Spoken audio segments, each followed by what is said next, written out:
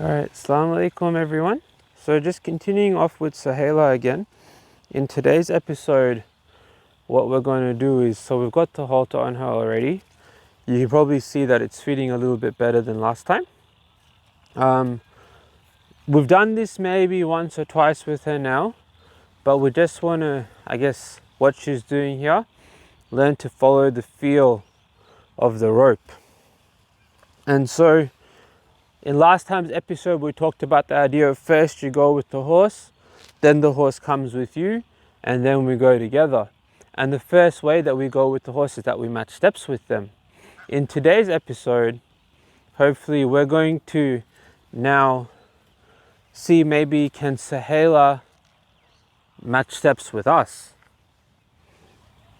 So this is a little exercise that we do in our horsemanship program, where when we introduce the concept of having energy and having intention in Arabic, like I guess your hal and your niyat, right? We'll stand here and with really exaggerated body language, I have no energy.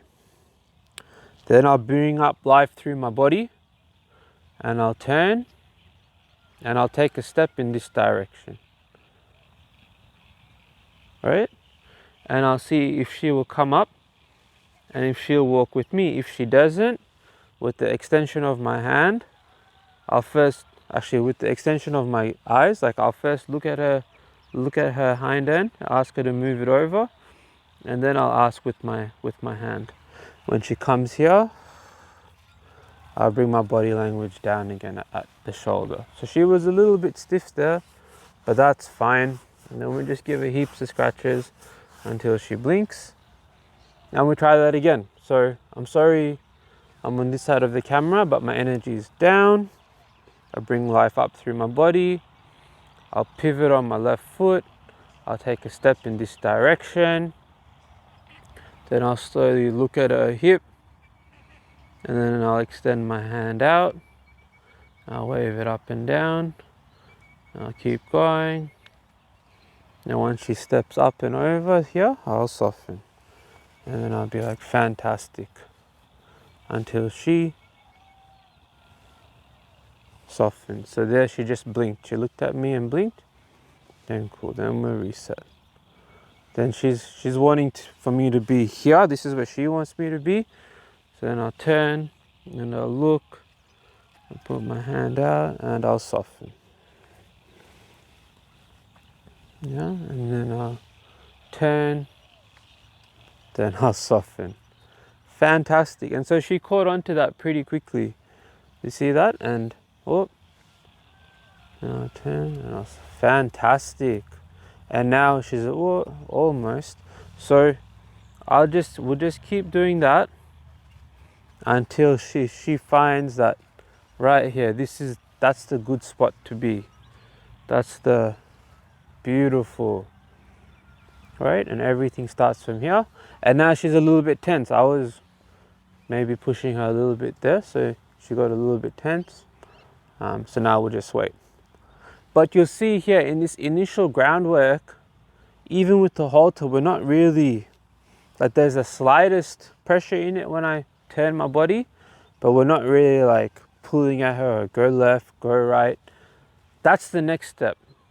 So generally, like the process is, before we catch a horse, we do as much as we can building connection with it, like what we're doing with Siraj. Like then we'll start matching steps with them out in the field. Then once they connect with us, then we can slowly teach them about wearing a halter. Once they can have the halter, we're not even using the halter yet. We're just teaching them, okay, like we did all that stuff with you. Now you do all this stuff with us, right? With the halter. And then once she's really good at this, then we can start adding a little bit of timing and pressure, release, feel with the halter. The reason why we do the halter now is because we're teaching her implicitly. So she is feeling the pressure, release, timing and everything, but it's not the obvious lesson. The obvious lesson is to connect with us, and this is the implicit lesson. And then once it's well established, then we make it the obvious lesson. And hopefully in doing it this way, we won't have long-term issues. Like I think like right now, if I tried to lunge her or get her to move off on a circle, that kind of thing, I'm gonna have some issues. Like she might have a bit of brace or a little bit of this, or might rear up or that kind of thing. Hopefully working through this system, this process, sort of mitigates those things. In my head, or in our thinking, I look at the training process of having two components. One's called Suhba and one's called Tarbiyya. And this is something, again, you can take into your parenting or into your leadership or into your teaching, whatever other profession you might have. But Suhba comes from the Arabic word of like companionship. So the people around the Prophet Muhammad sallallahu alaihi wasallam, peace and blessings upon his soul, as Muslims, we call them Sahaba, the companions of the Prophet. We don't necessarily call them disciples or students. We call them Sahaba. So people that he did life with, like they went on journeys together. They sat and they sang together, or they prayed together. They grew up together. It was they spent time in companionship, right? And so we really invest in our companionship with the horses, but more important than the horses, in the companionship of the people around us. And in that companionship is a lot of the teaching and the learning. But once the companionship is established, then we can start doing what we call the tarbiyya, then the teaching and the raising and the disciplining and that kind of thing. And so, for example, one of the sayings in the Islamic world around child raising, around raising children, is that they say, for the first 7 years, you just play with them, right?